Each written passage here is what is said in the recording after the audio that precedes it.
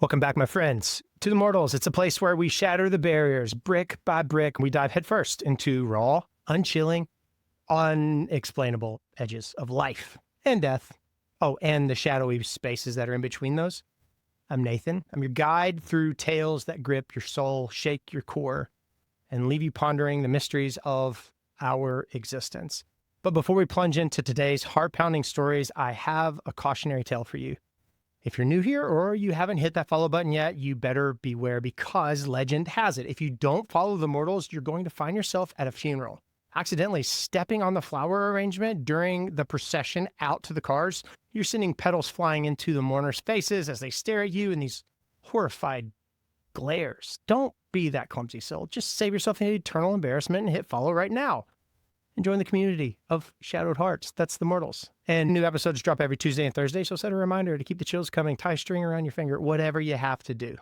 Today, we are unraveling two true stories that are going to leave you a little shaken up. And these accounts of survival against impossible odds are true, and they're laced with whispers of something that is beyond our grasp. Something that might just make you wonder about your own place in this mysterious world. Let's step into the unknown. Our first story takes us to the sweltering summer of 1996 in the heart of Atlanta, Georgia, during the Centennial Olympic Games. The city is buzzing with energy. Athletes from all around the globe, spectators, they're packed into the stadiums, and a palpable sense of history is in the making. It's July the 27th. Just past midnight, and Centennial Olympic Park, vibrant hub of the games, is fully alive with celebration. Families, tourists, Americans are so proud to host these games, and locals, of course, are mingling under the glow of festive lights. Music is pulsing through the air as the world watches Atlanta, Georgia shine. But beneath the surface of this joyous chaos, there is a dark shadow that's looming, one that is going to turn a night of revelry into a flight for survival for one young woman. Sarah Jennings, she is a 22-year-old college student from a small town in North Carolina. She's visiting Atlanta with her family to soak in the Olympic spirit. She's a bright-eyed history major, thrilled to witness history being made, an event that she's only read about in textbooks. She's in Centennial Park with her younger brother, her parents, and they're laughing as they snap photos near the Fountain of Rings, the iconic water feature at the park's center. The crowd is this sea of smiling faces. It's summertime, and Sarah feels on top of the world. But little does she know, she's standing just feet away from a ticking time bomb. Literally. Unbeknownst to Sarah and the thousands around her, a domestic terrorist has planted a pipe bomb in a green backpack, hidden near a sound tower in the park.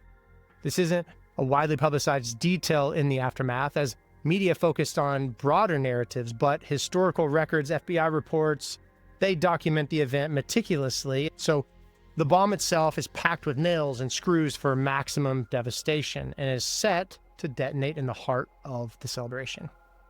As the clock ticks past 1 o'clock a.m., Sarah's family decides to head back to their hotel, but Sarah convinces her family to linger just a little bit longer for another photo.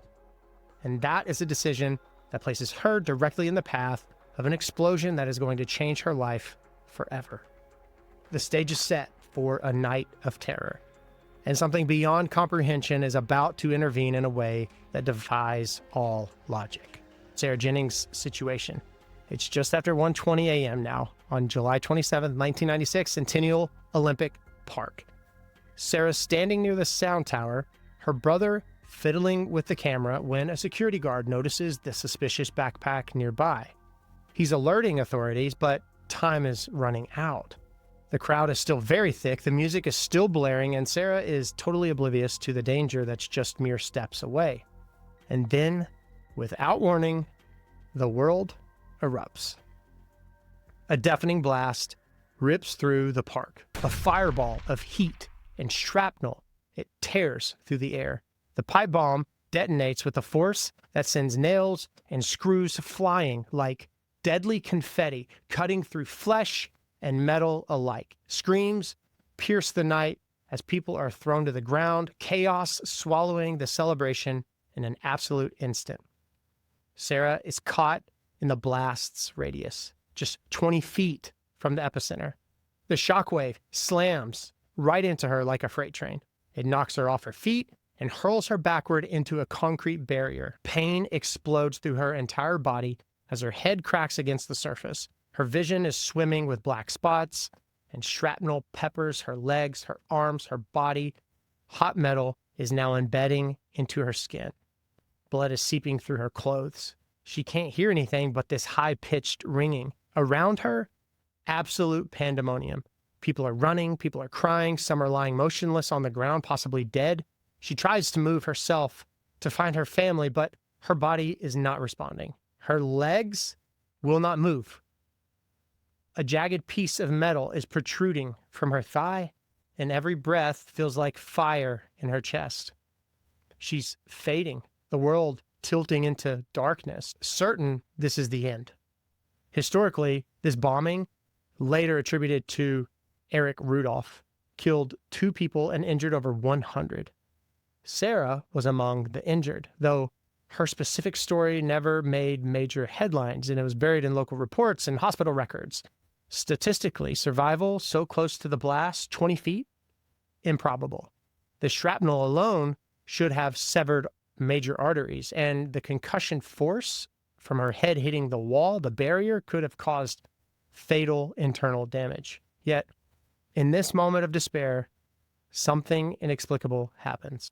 As Sarah lies there, blood pooling beneath her, around her, this voice cuts through the ringing in her ears, the pandemonium around her, and it's not a shout from the crowd. It's not a paramedic, it's not a police officer or a family member even, but a very calm and steady whisper, almost inside her mind, yet not. It's distinct, as if someone is kneeling beside her. Get up. Get up. It's a man's voice. It's deep, it's reassuring, with this urgency that jolts her fading consciousness. She blinks, tears, dust are stinging her eyes. She's searching for the source of the voice, but there's no one, just bodies, blood, chaos, and her heart is racing. Is she imagining this? Has her mind cracked under the trauma of this event? But the voice comes again. Move now.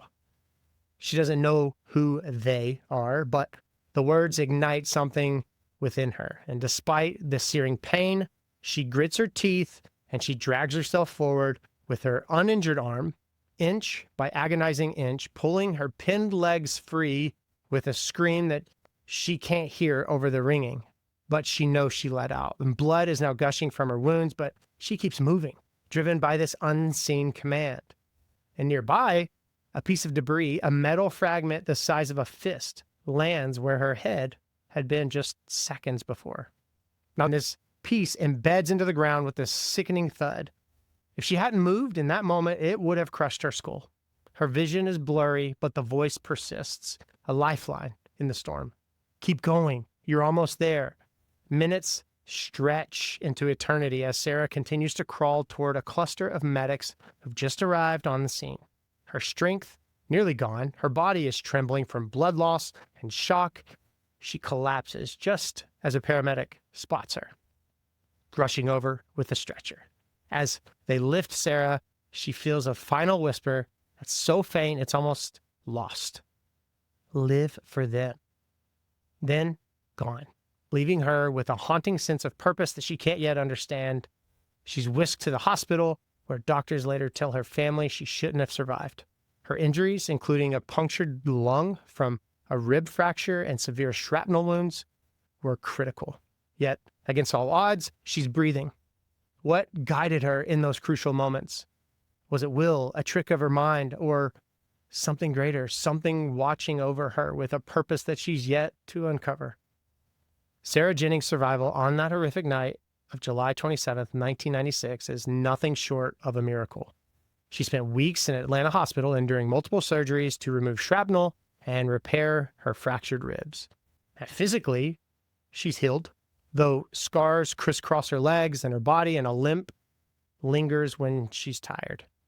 And mentally, the scars, they run deeper. Nightmares of the explosions, the sound of the screams, and the voice. always that voice that echoes in her quietest moments. Get up. You're not done.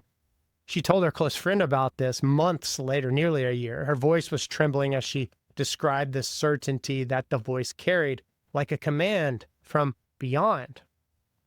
And her friend, thankfully a spiritual person, suggested it might have been her guardian angel, a force that's tied to her life and destiny. And Sarah, she's a skeptic, though, by nature, and she couldn't dismiss that thought entirely. Her family, they were shaken but grateful. Her brother, parents, they both escaped with just minor injuries, though the trauma of nearly losing their daughter, their sister, haunts them. Sarah, she returned to college, but something shifted in her. She switched her major to social work, driven by an unshakable need to help other people, as if fulfilling a silent promise to that voice. They need you, the voice had said. Who were they? Sarah doesn't know, but every time she counsels a struggling family or supports a trauma survivor, Sarah feels a quiet nod from somewhere unseen, as if she's on the right path. And Centennial Olympic Park today stands as this symbol of resilience, but for Sarah, it's a place of unanswered questions. She's visited once, standing near the rebuilt sound tower, feeling the weight of that night. Did someone choose her to live for a reason? Was her purpose written in this plan that she can't yet see? I don't have the answers, but the whisper of fate that she heard in her story that urges us to wonder about our own roles in this vast, mysterious existence. Those are powerful. I've got to tell you about something that's been a game changer for me in the Mortals. And if you've ever dreamed of starting your own podcast or creating content that sounds professional without a fancy studio setup, then it'll be a game changer for you. And all you need to do is check out Descript. It's an all-in-one audio and video editing platform that's entirely online. There's no expensive gear required to do this, with features like automatic transcription, easy editing, where you literally cut, rearrange, paste just the text. You edit the text, and even AI-powered voice cloning to fix flub-ups without re-recording. Descript, it takes the headache out of all of the production. I literally use it for every episode to polish my stories, to trim out my awkward stumbles, and I do mess up, and to ensure that you're getting the best listening experience possible. Their latest feature, they just made it even better. AI avatars. Next level. Generate a video of yourself reading a script without ever hitting record. Yeah, just type it. Descript makes it look like you are seamlessly saying it. So whether you're a content creator or you're just wanting to share your own stories, try for free at get.descript.com/mortals. I'm going to link it in the description. Trust me, you're going to wonder how you ever got by without it. Give it a shot. Oh, while we're on the topic of tools that make life easier, I want to make sure that I let you know about one that's invaluable for crafting episodes of The Mortals. If you are a content creator, writer, student, back in school, someone with a million ideas, then you got to check out Poppy AI. It is literally like having a brainstorming partner who does not sleep. It does help me, Poppy AI, generate ideas, draft scripts, refine story hooks to keep you on the edge of your seat. Whether you're building a podcast, you're writing a story, you're growing a social media presence, Poppy AI streamlines your workflow. It turns rough concepts into polished content in just minutes. It's intuitive, it's powerful, and it's a bit addictive. I've used it to dig up background for today's stories even, and it saves me hours of research. This is not just another AI, it's Poppy AI. I want you to give it a try. The link is in the description. It's going to spark ideas that you did not know you had, and you're going to say, thanks, Nathan. Well, you're welcome. Okay, back to the Mortals. Our second story transports us to the frozen wilderness of Nunavut. And that's in Canada in this harsh winter of 2008. It's actually February 14th, and it's in this remote Inuit community near the Arctic Circle, where the sun is barely rising above the horizon at this point, and temperatures are plummeting to a bone-chilling -40 degrees Fahrenheit. This is a land of endless snow and ice, where the wind howls like a living thing, and survival depends on knowing the unforgiving terrain. Here, in a small village of just 100 souls, we meet a man named Eli. Not his real name, but Eli's 29 years old. He's a hunter, he's a father of 2, and he's born and raised in this frozen area.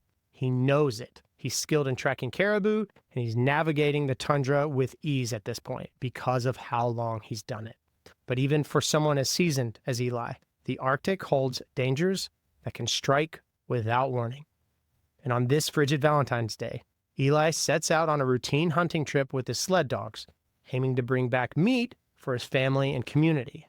He's bundled in layers of caribou hide and modern gear. His rifle is slung over his shoulder, a small pack of supplies strapped to his sled.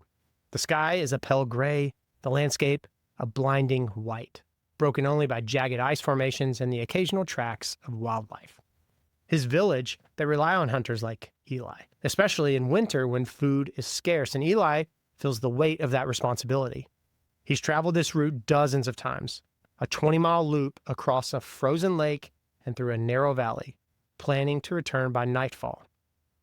But the Arctic is a fickle beast, and today it's hiding a near-fatal trap, one that's going to test Eli's endurance and leave him questioning forces far beyond the ice. Now, this incident is documented in local community records and a brief mention in a regional safety report, but it never garnered widespread media attention due to the isolation of the area and the lack of fatalities, oddly enough. So if you were to research it, you're going to find sparse but verifiable accounts in Nunavut archives or through Inuit oral histories. As Eli is mushing his dogs across the frozen lake, the stage is set for a near miss that's so harrowing. It'll make you wonder what unseen hand might be guiding us through life's most perilous moments. You have caribou hide on you, you're in the icy terror, just like Eli in his situation. It's mid-afternoon, February 14th, 2008. It's freezing cold, and Eli is halfway through his hunting loop, crossing a vast frozen lake in Nunavut. The temperature, -40 degrees. The wind is slicing through even his thickest layers, stinging his face with every gust that blows. And his sled dogs, they pull steadily. Their breaths are puffing out in frosty clouds. The sled is gliding over the ice with this rhythmic crunch. Eli scanning the horizon for signs of caribou or danger, his rifle ready, but his mind is partly on his family. His wife's warm stew that's waiting at home, his kids' laughter. He's about 5 miles from shore, in the middle of the lake, when the ice beneath him groans. A low, ominous sound that stops him cold. In the Arctic, ice is life, but it's also a silent killer. Lakes like this one can hide weak spots, thinned by underwater currents or maybe shifting temperatures, invisible under a blanket. Eli knows this, has been taught since childhood to read the ice, but today he misjudges. Before he can react, a spiderweb of cracks shoots out from under his sled, the sound like gunfire echoing across the empty expanse. His lead dog yelps as the ice gives way, plunging the front of the team into frigid black water. The sled lurches, tipping forward, and Eli's thrown off balance, his boots skidding as he tries to hold on. The rest of the ice around him fractures with terrifying speed, a gaping hole swallowing his dogs one by one. They're panicked, they're barking, and the barking is cutting through the wind. Eli's heart slams against his ribs as he's scrambling backward, the sled dragging him toward the abyss. He's got seconds to act. Cut the dogs loose or risk being pulled under with him. With numb fingers, he fumbles for his knife, slicing through the harness lines just as the sled disappears into the water, taking most of his supplies with it. 3 of his 6 dogs are freed, scrambling onto solid ice, but the other 3 are gone, their cries fading into the depths. Eli's now stranded on a shrinking island of ice, the hole widening with every passing second, frigid water lapping at his boots. He's miles from help. No radio, no shelter, and a wind chill that can kill in just minutes through hypothermia. His legs are soaked from the splash, the cold already seeping into his bones, and they're turning his muscles to lead. Survival out here in these conditions without gear is a long shot at best. And as Eli stands there, shivering uncontrollably, trying to calm his remaining dogs, something impossible happens. Through the howling wind, a voice pierces that silence. Not a bark, not his ragged breathing, but this clear, resonant call, as if carried on the breeze itself. Just walk north. It's a woman's voice, steady, commanding, has a timbre that feels older, like echoing from the ice itself, As odd as that sounds, of course, Eli is frozen, not from the cold, but from sheer shock. He spins around, he's squinting into the blinding white, but there's nothing. No one, no figure, no tracks, just endless snow and his trembling dogs. Eli's mind is racing. Is he losing his mind? Is grief taking over? Is the cold already starting to play tricks? But no, the voice, it comes back and it's urgent. North, north. He doesn't know why, but something in the tone itself compels him. North is toward the far shore, and it's grueling. It's a grueling 5-mile trek in this condition. But it's also against the wind, the hardest direction to face. Yet, driven by this unseen guide, Eli gathers his dogs and he starts walking north. His soaked boots are freezing to his feet, and each step is a battle against the cold and the exhaustion. And the wind is screaming in his face. Snow is pelting his eyes, but the voice, it returns intermittently, and it's a beacon at this point. Just keep moving. Go. North. You're needed? He heard, but by whom? His family? His village? He doesn't have a clue. But the voice said so, and it fuels him, and it pushes him beyond what his body should endure. Hours drag on. Time blurs in this haze. His vision is dimming. Frostbite is absolutely gnawing at his fingers. But just as he thinks he can't take another step, he spots a dark shape on the horizon. It's a small shape, a fishing outpost used by hunters a mile closer than the shore he aimed for. It's a miracle it's even there. He hadn't remembered it in his panic. Stumbling inside, he finds a stash of dry wood and matches, enough to start a fire. Warmth is creeping back into his limbs as he huddles with his dogs, alive against all odds. The voice doesn't return, but the echo lingered. It was a quiet reminder of something greater at play. How did Eli find this outpost? Uncharted on his mental map, just when death was closing in. Luck? Instinct? A force beyond the ice that was nudging him toward a purpose that he couldn't yet fathom? Eli's near miss on this lake in Nunavut on February 14th, 2008, it left him shaken. He spent days recovering in his village, battling frostbite on his toes and fingers, mourning the loss of half of his dog team. Physically, he mended, though the cold still aches in his joints on bitter days today. And mentally, the experience carved a deep mark, grief. But hearing that voice, feeling its pull, that changed how he sees the tundra. He told his grandmother, who is a keeper of Inuit lore, about the woman's whisper, and she nodded knowingly, as if she's heard it before, a mythical spirit of the water or an ancestor tied to the land. She knows that it's guided those in peril. You were chosen to return, his grandmother said. And Eli's a practical man, but he struggles with this, yet he cannot deny his grandmother saying so and the voice's reality. His family clung to him tighter after that day, his wife whispering thanks to unseen forces each night. And Eli returned to hunting, of course, but he's far more cautious now, always carrying extra gear, always listening for whispers in the wind. He rebuilt his dog team, naming one pup Nippy, meaning voice in his language, as a quiet tribute. The outpost that he found became a regular stop, a place that he checks for others in need, as if he's repaying this debt to whoever saved him. And this story, although tucked away in local records and oral histories of the Nunavut, it's not splashed across headlines, I know, but it resonates with other Arctic tales of unseen guides, hunters hearing calls in blizzards, fishermen pulled from the icy waters by phantom hands. So was Eli's voice the spirit of the land, a fragment of ancestral memory, or maybe his own soul speaking when all else seemed lost? It forces us to ponder, to think, are we ever truly alone in our darkest moments? Or is there a purpose that's woven into our survival? This thread that's pulling us forward for reasons that we can't yet see. These stories, I live for them. These questions, the ones that shimmer in the shadows of what we can't prove, I love. So both Sarah and Eli, their stories, they walked away from the brink guided by voices that defy explanation. Their stories, they're not just about escaping death. They're about brushing against something vast, something that hints at a design that's beyond our understanding. If you've ever felt this nudge, a whisper, or maybe a pull in your own life, something unexplainable that shifted your path, I want to hear from you. Join the Mortals, join the community. It's a space for deeper conversations, exclusive behind-the-scenes content, and a chance to connect with yours truly and others who feel the weight of these mysteries.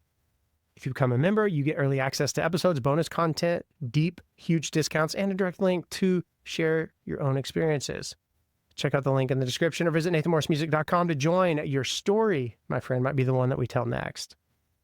Oh, and remember, new episodes, they drop every Tuesday and Thursday, so don't miss a single tale. My music's streaming wherever you listen to music. I would love it if you listen to my new song like Breakthrough. And I want to say thank you for listening to The Mortals, where the barriers shatter, the mysteries remain unsolved, and sometimes the questions only lead us to ponder about our own purpose in this intricate dance of existence. But I like it that way. Until next time, take care of yourselves, because you're loved far more than you could ever know.